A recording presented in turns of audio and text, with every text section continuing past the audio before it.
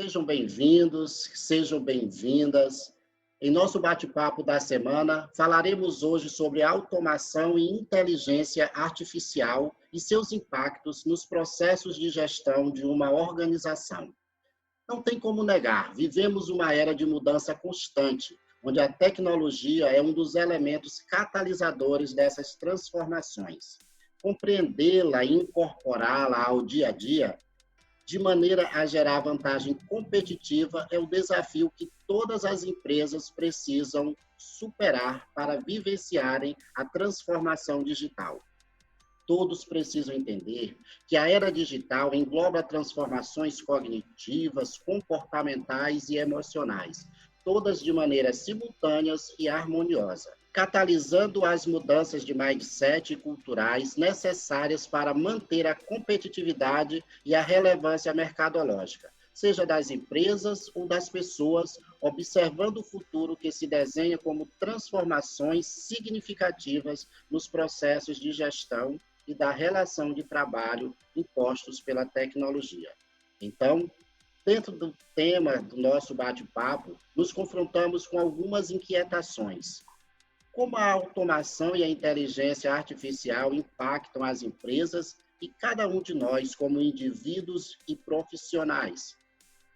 Que atitudes precisamos tomar ante a todas essas mudanças? Para responder a essas e outras questões advindas da transformação digital, recebo hoje o cofundador e CEO da FabWork, Miguel Filho. Eu sou Ronaldo Souza e esse é o canal que criamos para tratarmos e discutirmos assuntos relacionados à gestão das empresas, sempre dando um enfoque regionalizado. Miguel, muitíssimo obrigado aí por ter aceito o nosso convite e nos brindar aqui com sua presença. Seja muito bem-vindo.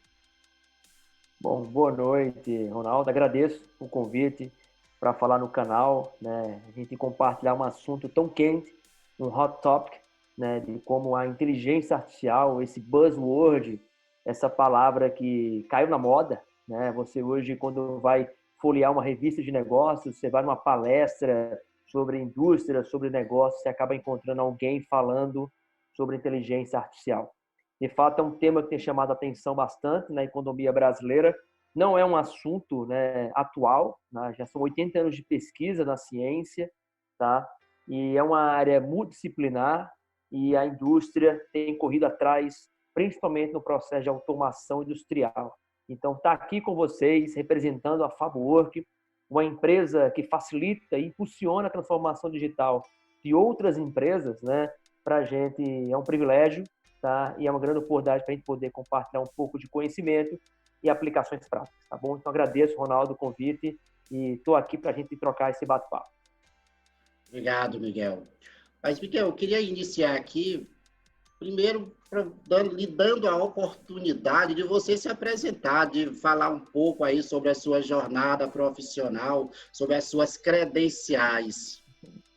Não, fico até encabulado, não vou negar, falar um pouco de mim, porque eu sei e eu tenho um total reconhecimento que a minha trajetória não é de um Miguel, é de um Miguel e de outras pessoas que foram me impulsionando, foram cortando as arestas e guiando o caminho, né? Então, primeiro, Deus, né, por estar guiando e iluminando, e segundo, várias pessoas iluminadas que apareceram no meu caminho. Eu sou paraibano, sou de Campina Grande, nascido, criado até os 10 anos, nascido também em João Pessoa, morei em João Pessoa durante os meus outros 12 anos, né, onde eu me graduei, depois eu fiz o mestrado, e aí o meu mestrado na área de tecnologia, e tive uma oportunidade, Ronaldo, de morar em São Paulo. Fui ser professor da Universidade Presbiteriana Mackenzie, ligada a duas grandes áreas da universidade, a área de sistema de informação e de métodos quantitativos, né? Matemática aplicada, estatística multivariada. E a saída da Paraíba pós-mestrado, muito novo, e a entrada como professor da Universidade Mackenzie me abriu portas e janelas, né? Foi na Mackenzie que eu conheci o que era realmente empreender. Fui líder, ainda como professor voluntariado, da Liga de Startups da universidade. Foi na Mackenzie que eu cofundei a primeira startup, meu primeiro CNPJ, ao lado de dois professores da engenharia e da computação, onde nós três montamos, né, a Axon Data. A Axon Data, por volta de 2016, 2017, se tornou uma empresa patrocinada pela Intel. Nós recebemos o selo da Intel e foi aí, através de um reconhecimento por sermos um centro de excelência em inteligência artificial pela Intel, eu comecei a me conectar com a indústria, né? O primeiro cliente foi a Cielo, imagina o tamanho da responsabilidade. Depois o grupo TechBank, que é o grupo do Banco 24 Horas. Depois Localweb, KPMG, Coca-Cola. E aí isso me deu uma grande veia empreendedora prática, né? Eu sou neto de empreendedor, pai de um lado, mãe do outro, e não tinha jeito de não querer, né, transformar de alguma maneira o mercado e a sociedade através de soluções. Voltei para Paraíba em 2018 para 2019, cofundei a FabWork, uma empresa que respira inovação tecnológica e digital, uma empresa que impulsiona a transformação digital, e hoje à frente, como CEO da FabWork, a gente leva no nosso portfólio algumas grandes marcas que nós temos impactado, como a Gerdau, Operação Brasil e Argentina, Carrefour Brasil, com apoio da holding francesa, Leroy Merlin, né, líder de mercado na área de varejo de bricolagem e construção, e outras marcas também que a gente tem trazido para dentro de casa, né? O trabalho é intenso, tá? Estamos na Paraíba, endereçados em João Pessoa, co-endereçados agora em Campina Grande. Eu, inclusive, estou em Campina Grande para ficar mais próximo da Universidade Federal de Campina Grande, né? Nós estamos aí tentando uma aproximação mais sólida com um grupo de professores aqui da UFCG. E estamos aqui na Paraíba, mas com uma capacidade extrema de entregar soluções de tecnologia no nível de capacitação e no nível de desenvolvimento para o mercado de fora. Então é isso assim, mas tudo que eu falei não é Miguel, são marcas que foram construídas na Mackenzie, Axon Data, FabWork. Recentemente nós lançamos um empreendimento chamado Neuron, e Miguel, falar de Miguel seria muito estranho. Eu gosto de falar das marcas que a gente vai construindo e das reputações que a gente vai consolidando. Mas as marcas, né, que você e seus parceiros vão construindo, é o maior selo de quem é o Miguel, né? Do que o Miguel é capaz de produzir. Perfeito. Não, perfeito. E aí é uma das coisas que me impulsiona para falar quem é o Miguel, assim, tirando todos os títulos e as credenciais que o Ronaldo provocou, é falar que Miguel é um cara inquieto, Miguel é um cara que não descansa fácil, Miguel é um cara energético, Miguel é um cara atleta, sempre fui atleta, né? Acabei de sair do meu treino de natação, vim para cá correndo para a gente bater um papo. Daqui a pouco vou fazer meu outro treino às 10 horas. Então, assim, não para.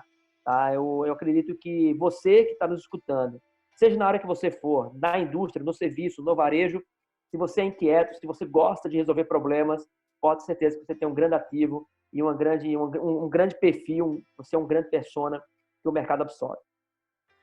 Miguel, mas assim, essa nossa conversa, né, se a gente for falar de tecnologia, de transformação digital, é um assunto muito vasto, né? E aí, Concordo. então, a gente deu uma funiladazinha para a gente falar só de automação e a inteligência artificial e muito mais focada nos processos de gestão, nessas jornadas que as empresas precisam empreender para fazer as transformações digitais em seus processos de gestão. Então, eu queria iniciar aqui o nosso assunto mais técnico, mas que a gente vai falar de uma maneira muito prática. Queria iniciar te provocando aí para você falar um pouquinho aí sobre os fundamentos, o que é a transformação digital e o que ela vai provocar e o que ela está provocando no ambiente empresarial. Não, perfeito. Até para o pessoal ter noção do tamanho do conceito da aplicação de Digital Transformation, né, transformação digital, o próprio Google lançou uma pesquisa que em 2015 começaram pessoas a buscarem de forma intensa nos buscadores do Google o termo Digital Transformation. Para trás, ele não era muito bem procurado, né? Então, você vê que 2015 para frente, a gente está em 2020, e a gente está vendo a indústria se mobilizando em período de pandemia, onde os processos, né, saindo do carbono, saindo, né, do mecanismo baseado em entregáveis, né, que dependiam de escritório, dependiam de tarefas de back-office, dependiam de toda uma bagagem de indicadores, e hoje eu posso operar, né, uma produção, hoje eu posso executar um processo de forma digitalizada. Então, a transformação digital ela mudou o mindset, ela mudou primeiro a mentalidade do executivo, a mentalidade do gestor, ele começou a olhar para uma série de ferramentais que ele tinha ali à sua disposição e ele começou a criar um hub de aplicações. Ele começou a integrar ferramentas, fazer com que, né, a sua área de desenvolvimento operacional se comunicasse com o back-office, fazer o back-office trabalhar melhor a performance de gente, de pessoas. Então, a transformação digital ela mudou do mindset ao modelo de negócio, mas sem perder também a proposta de valor, sem perder também qual que era o propósito, qual que era, né, de fato, o conjunto de benefícios que a empresa trabalhava. E falar em transformação digital dentro da indústria é falar em automação, ou na fábrica inteligente, ou na manufatura avançada. A gente tem que olhar que eu não me canso, já tive inúmeras visitas em fábricas aqui do estado, né, principalmente na Alpargatas. É incrível o quanto as máquinas estão avançadas, enquanto, né, os manuais de máquinas estão avançados, enquanto a área de manufatura e manutenção está avançada, e eu tenho ali, né, um processo que precisa acompanhar esse avanço. Né? Eu tenho ali uma máquina de origem europeia que ela chega toda digitalizada em painel, ela produz dados, só que eu não tenho uma estrutura em nuvem para armazenar aquela produção de dados. E sequer não tem uma capacidade não só de coleta, mas também de processamento para gerar inteligência. Então, a transformação digital, ela olha para alguns ativos importantes. Dados, como é que eu capturo dados, como é que eu armazeno, extraio dos dados inteligência, tá? Ela olha para pessoas, como é que eu trabalho com lideranças digitais, como é que eu tenho toda uma estrutura de back-office que hoje pode ser remota. Hoje eu posso fazer um trabalho de decisão baseado em um trabalho que não depende de um office físico. Ela olha para processos, mapeamento de processos, tá? Capacidade de eficiência de processos, de reduzir risco, pensamento baseado em inovação, como é que eu tenho um pensamento de fazer muito com pouco, otimização de recurso, pensamento baseado em prova de conceito, prototipagem de produtos. Então, a transformação digital, o nome já fala, ela transforma, né, o que era todo um olhar de dependência de recursos físicos, dependência de toda uma arquitetura, né, que tinha todo um custeio para ser mantida, trazendo o lado digital, trazendo o lado sofisticado de uma computação em nuvem, de dados armazenados em camadas de nuvem, onde executivos trabalham de forma remota, onde eu tenho todo um trabalho de venda, de relacionamento com o cliente também, olhando os canais digitais. Então, essa transformação digital, ela estava presente em várias pautas, né? E a gente sempre, quando trata das questões relacionadas à transformação digital, um dos grandes desafios é a cultura, porque as pessoas precisam pensar de forma diferente. Na sua visão aí, que elementos as pessoas poderiam se apropriar para poder tirar melhores proveitos ou fazer essa mudança de cultura de forma mais eficiente? Perfeito. Até vou fazer uma comparação. Uma das grandes referências, né, em transformação digital a nível de conteúdo no Brasil é o Silvio Meira, né, esse paraibano que transformou o Recife, né, o Porto Digital. E o Silvio Meira, ele fala o seguinte: é o sonho de toda empresa ser uma empresa de ter um ecossistema data-driven, um ecossistema dirigido por dados, ter um ecossistema digital. Só que para chegar no nível de ecossistema, ela tem que trabalhar as camadas de relacionamento, como é que as áreas se relacionam. Mas para falar de áreas, ela tem que falar do indivíduo. E para falar do indivíduo, ele tem que tocar no mindset. Então, a cultura ou essa montagem de um ecossistema que perpassa toda a empresa, que sustenta a empresa, ela começa no primeiro driver, no primeiro direcionador, que é o indivíduo. Então, existe a questão da montagem do agente da mudança. Nós temos colaboradores dentro de casa que têm aptidão para a mudança, que têm aptidão e está sofisticado a nível de conhecimento e inquietação quando a gente fala de tecnologia, do glossário tecnológico, do glossário, né, sobre essas tendências que existem dentro daquele segmento, seja na indústria, seja na área de serviço. Então, a primeira coisa que eu digo é a construção de uma cultura, ela começa no impacto do indivíduo. Então, imagina, a cultura da transformação digital, ela é multidisciplinar. Ela não é só voltada para produto, ela não é só voltada para processo, ela é voltada para as áreas que devem se comunicar, porque cultura, ela é sustentação de um negócio. E, de fato, a gente tem que ter um olhar muito forte em relação ao mindset, né? O modelo mental que esse indivíduo tem. E é o próprio livro, o Mindset, ele fala do mindset fixo e do mindset de crescimento. Só 3 características básicas. O mindset fixo, ele acredita na resposta. O mindset de crescimento, ele busca perguntas. O mindset fixo, ele acha que esforços cansam. O mindset de crescimento, ele busca desafio, ou ele é estimulado por desafio. O mindset fixo, né, ele acredita que criatividade, inovação é algo que vem de forma genética. Esse aqui é treinado e ele busca através de conhecimento e aplicação. Então a gente tem que trabalhar o mindset de crescimento. Nem todo mundo tem aptidão para inovação. Talvez aqui para a nossa audiência seria interessante você fazer aqui uma diferenciação entre o que é automação e o que é inteligência artificial e como elas podem atuar conjuntamente dentro e modificar, né, ou contribuir na modificação da gestão de uma empresa.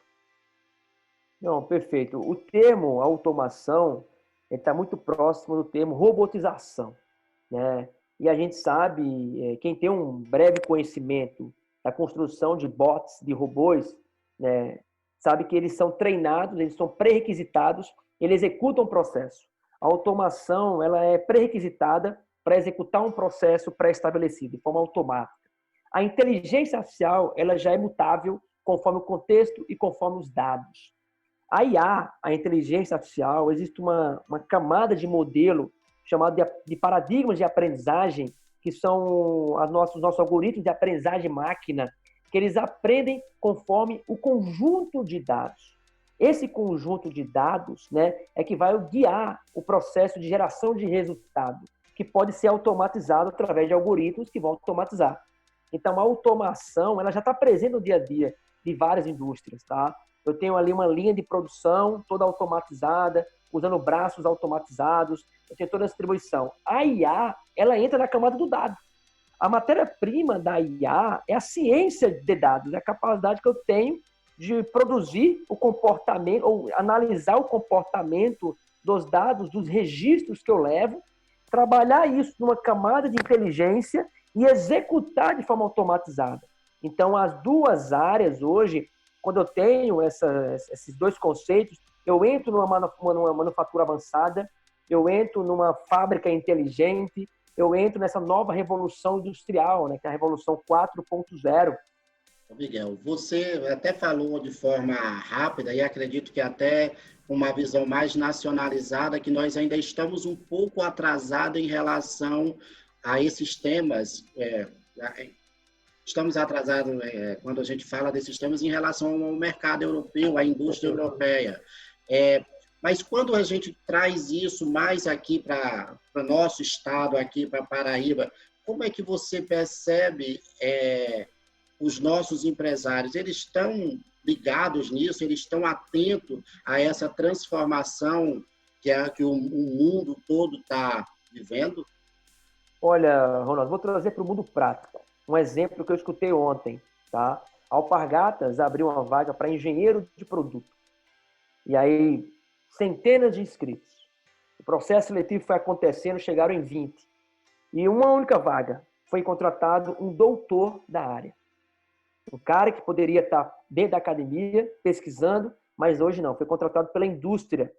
Um doutor, engenheiro de produto com doutorado graduado.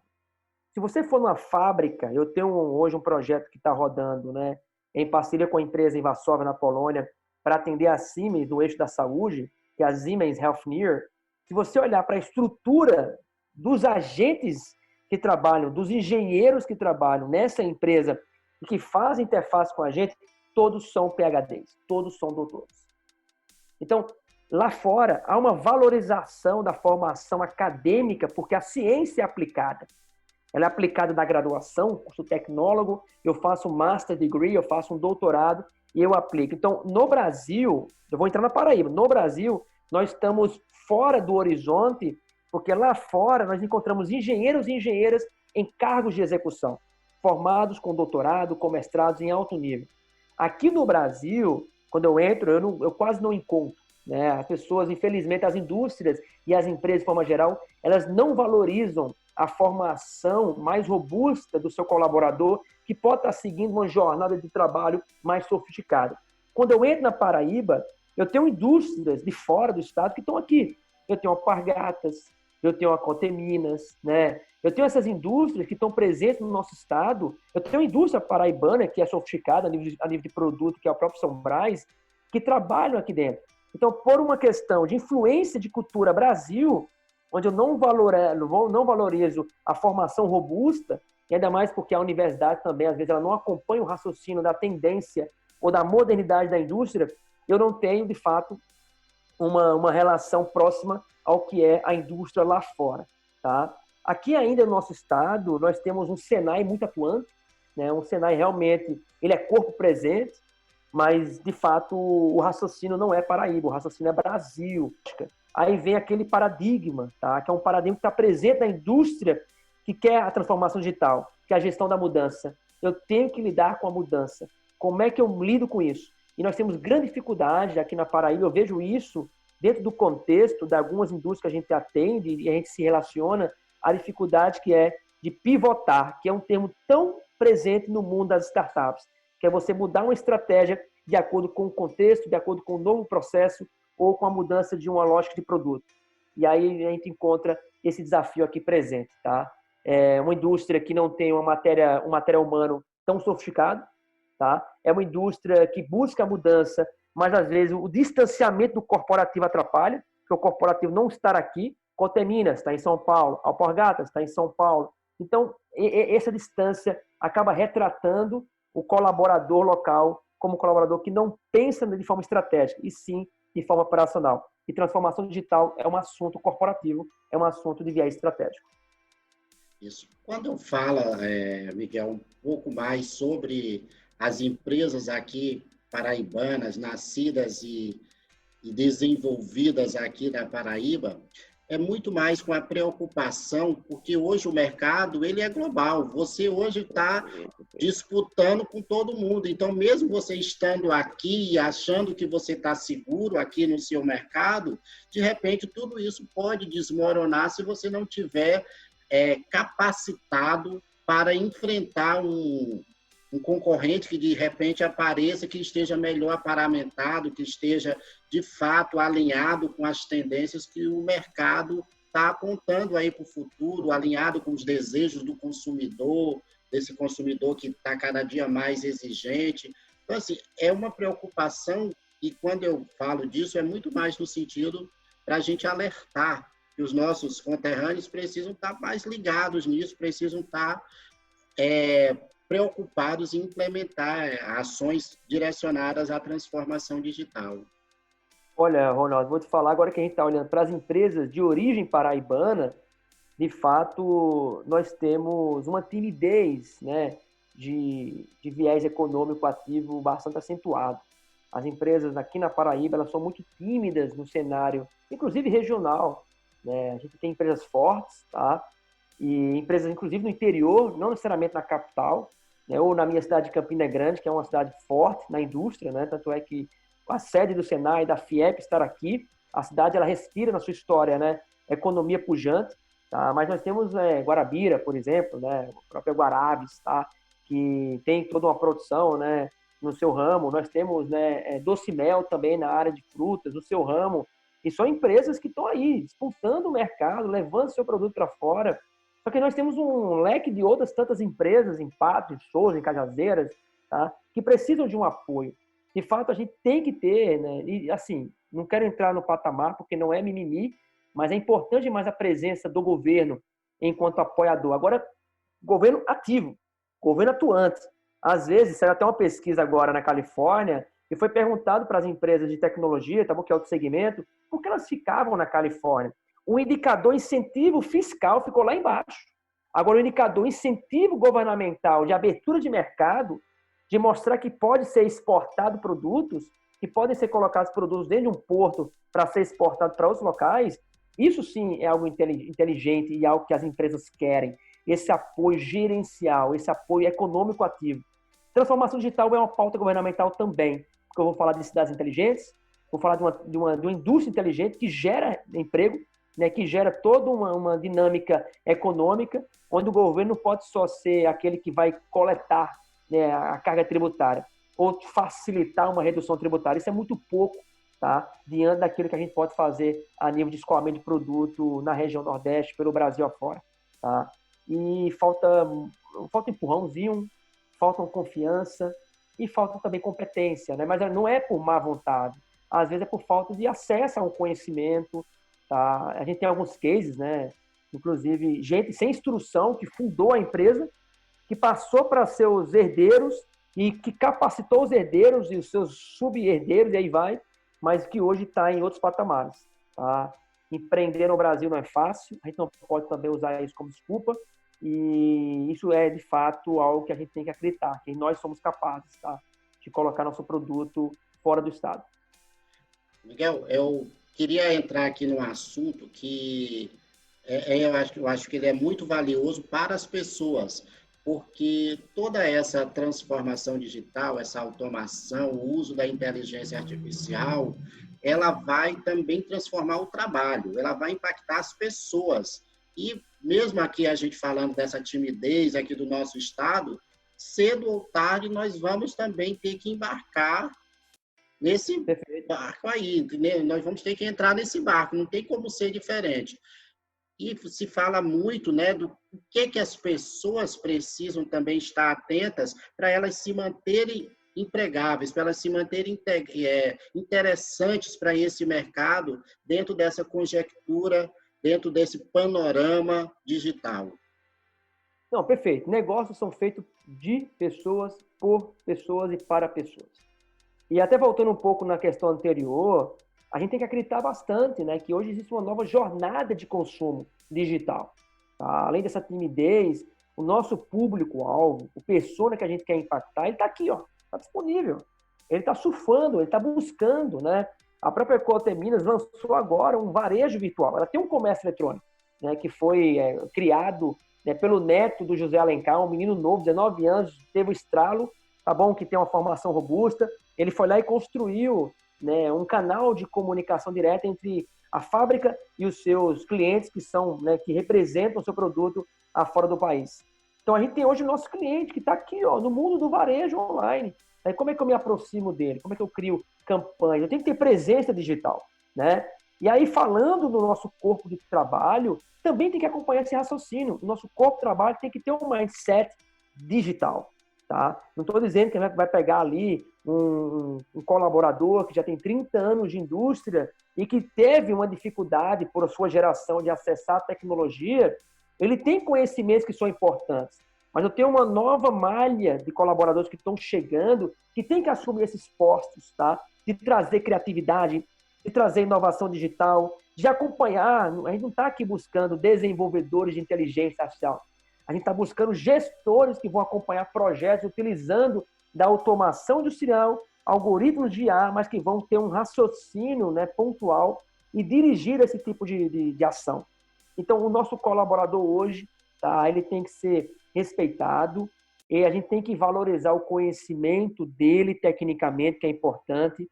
Eu sempre falo, Ronaldo, que quando a gente entra, eu tenho um projeto hoje rodando dentro da Leroy Merlin, e aí, esse projeto, eu poderia muito bem assumir o papel, não, eu executo.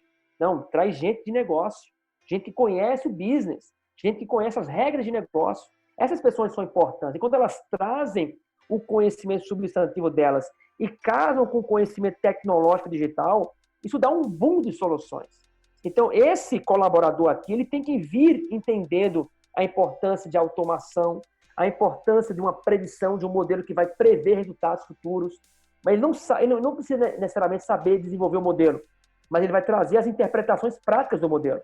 Tá? Então, nosso colaborador ele tem que ser dirigido por dados, ter um raciocínio analítico, olhar e valorizar o dado que ele ou a máquina dele ou o cliente dele produz. Eu tenho que valorizar o meu maior ativo hoje, que são os dados. Né? Hoje, a cada 2 dias, a indústria, a sociedade, ela produz um volume de dados semelhante a 2003 para trás, segundo um cálculo do Google. Então, hoje é quarta-feira, quando for na sexta, nós produzimos o mesmo volume de dados de 2003 para a civilização inteira para trás. Então, imagina a quantidade de dados que eu tenho hoje para analisar. O meu dado, da concorrência, do mercado que eu atuo. Então, colaborador, mentalidade analítica. Colaborador, mentalidade inovativa, que tenha essa capacidade de buscar a mudança, de querer a mudança. Tanto é que eu brinco muito. A gente não deve mais fazer brainstorming dentro de casa, tempestade cerebral. A gente tem que fazer door storm, tempestade de dores, porque é na dor, é na hipótese, é na suposição que está a oportunidade, que vai estar a solução, e está o nosso crescimento. Então, o nosso colaborador hoje tem que ser alguém que goste, seja apaixonado pela dor, tá? Então, o uso de inteligência artificial, dos algoritmos de ciência de dados, usando os modelos de aprendizagem de máquina, tá? Que vai automatizar processo, vai gerar inteligência. Eu tenho que ter hoje um colaborador que entenda esse glossário, que tenha uma mentalidade digital, uma mentalidade ou mindset, uma cuca, né, analítica, de um raciocínio analítico, e que tenha a paixão pelo problema, pela inquietação. Puramente mindset de crescimento, como eu falo muito na Fabwork, né, esse pensamento exponencial, esse mindset exponencial. Então, esse colaborador, ele é muito bem quisto hoje no mundo dos negócios. E tem os soft skills, que cada vez mais estão sendo valorizados no mundo dos negócios. A capacidade de se comunicar, a capacidade de liderar, a capacidade de engajar, a capacidade de participar e querer transformar. Então, a gente também tem que ter esse olhar humano, né, perante o nosso recurso humano. Tá? Isso aí é primordial. É muito legal o que você está falando, porque quando a gente estuda Grow Hack, né, que é uma linha, né, de marketing aí que as startups usam muito bem, eles falam que os profissionais têm que ter um conhecimento em T, né? Que você tem que ser especialista em algo, você tem que ter uma profundidade em algo, mas você tem que ter um conhecimento variado. E qualquer profissão que você for hoje, você tem que ter os conhecimentos cognitivos e você tem que ter conhecimentos de tecnologia. Vá atuar onde você for, esses dois vão lhe acompanhar. Perfeito. O Ronaldo, é incrível. Um exercício que o pessoal que está acompanhando a gente tem que fazer é ter uma conta no LinkedIn e ter bons seguidores no LinkedIn, né? Fazer bons contatos. Eu fico impressionado quando eu vejo a mudança de indústria. A pessoa trabalhava no banco, hoje já trabalha na Ambev. Ela saiu da Ambev, foi para o fundo de investimento. Você pode ter certeza que esse profissional ele tem um raciocínio T-shape, né? Que ele é bom naquilo, só que o contexto dele é flat. Ele tem um raciocínio contextualizado. Outra coisa, pessoal, leitura. Nós temos que ler. Nós temos bons jornais no Brasil. O Valor Econômico ainda é um bom jornal para você ler e ver o que está acontecendo a nível de economia, a nível de transformação, a nível de modernidade de negócios no Brasil. Tá? Então, assim, a gente tem que ter muita leitura. Canais como o seu, Ronaldo, me parabenizo aqui, tá? Levar conteúdo, eu vi, né, algumas pessoas que você convidou, tá? Jovens empreendedores, inclusive da minha faixa etária, como o próprio Caio Palhano, tá? Então, um cara altamente sofisticado, que inclusive ele é puramente T, porque ele é inovador, ele atua na área médica e atua na área de construção civil, mas não perde a sua essência como alguém que é um agente transformacional. Tá? Então, esse é o tipo de profissional. Ele empreende. Um cara desse solto no mercado, uma empresa tem que fisgar, porque ele realmente tem uma capacidade sofisticada de desenvolver negócios. Tá? Miguel, a gente está aqui chegando aqui ao final, né? E eu gosto sempre de fechar com os meus convidados numa pergunta um pouco provocativa, certo? O que é que te motiva hoje? O que é que te faz vibrar aí como profissional? Cara, eu vou te falar com muita sinceridade, Ronaldo, que eu tenho muito orgulho de falar que nós estamos na Paraíba. Isso me motiva muito, muito. Todas as ligações que eu tenho a oportunidade de lembrar, eu falo. Somos paraibanos, estamos na Paraíba, endereçados no estado da Paraíba, que para muitos economicamente é um estado pobre, mas para mim é um estado rico, de talento, de gente fera, de gente boa. O que essas universidades, o FPB, o FCG e a FPB, essas três, as públicas federais, têm formado de gente boa e qualificada, não é brincadeira. E nós temos universidades fortes também na área privada. A própria Unifacis aqui em Campina Grande é uma modernidade pura. Você respira o que é de mais moderno aqui dentro. Então, nós temos uma leva de gente boa nesse estado. Então, o que me motiva é falar que em 2019, em janeiro, eu peguei um avião, fechei meu apartamento em São Paulo, depois de 6 anos em São Paulo, e aterrisei aqui. E falar, eu vou criar uma empresa na junta comercial de João Pessoa, né? Já estou com 3, a gente já está com 3 empresas, a Fabwork, que hoje virou uma empresa de participações, uma holding. A gente já está com algumas empresas no guarda-chuva. E a coisa mais legal de tudo isso, colocando colaborador talentoso para virar sócio, investindo cotas de paraibano, fazendo o povo empreender, pegando um jovem de 24 anos e falando, vamos empreender porque você é bom. Se você não estiver comigo, você deve estar numa grande empresa, porque o garoto é muito bom. Então, essa dinâmica de fazer o empreendedorismo movimentar, isso me motiva muito. E outra coisa que me motiva é nunca ter dependido de organizações que apoiam o empreendedorismo no Estado. Se você olhar para a Fabor, você vê que a gente não tem, né, o que eu diria, tentáculos presos em ninguém. A gente tem essa autonomia e essa capacidade de estar bem conectado. Se o Ronaldo nos convida aqui, ele não convida a Miguel, ele convida a Fabor, por ele ter escutado falar da Fabor, uma empresa que tem muito orgulho de ser paraibano. Então, isso me motiva muito. Olhar no meu LinkedIn, endereço, Paraíba. Olhar no meu Instagram, endereço, Paraíba. Na barra do meu e-mail, endereço, Paraíba. Isso, para mim, é muito orgulho. Assim. Pode ser que a gente sofra preconceito, sofremos já, diretamente e indiretamente, mas isso é mais gasolina no motor para queimar, viu? Quem é bom pode estar em qualquer lugar, né, Miguel? Se você é capacitado, se você tem competências, em qualquer lugar que você chegar, você vai mostrar seu valor e você vai conseguir realizar. Eu estou falando isso para você com todas as suas competências, mas isso serve para qualquer pessoa que está nos ouvindo. E onde ele estiver, se ele tiver competência, ele consegue realizar. Perfeito, perfeito. Então é isso. Ser paraibano e estar na Paraíba empreendendo é o que me deixa altamente realizado.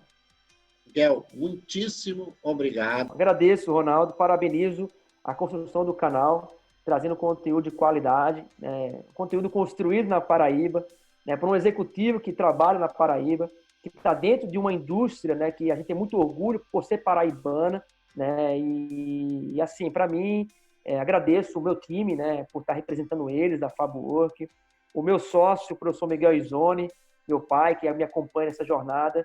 Então, para mim é uma honra poder compartilhar um pouco da nossa visão e estarei aí acompanhando aí os próximos capítulos do canal. Desejo muito sucesso, viu?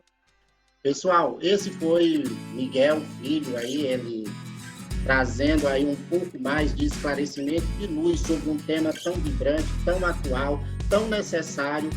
Quem tiver gostado, que possa compartilhar com os amigos, que possa indicar para alguma pessoa também poder ver todos os ensinamentos, todo o pensamento de Miguel, para que a gente possa propagar conhecimento. Muitíssimo obrigado e até uma próxima.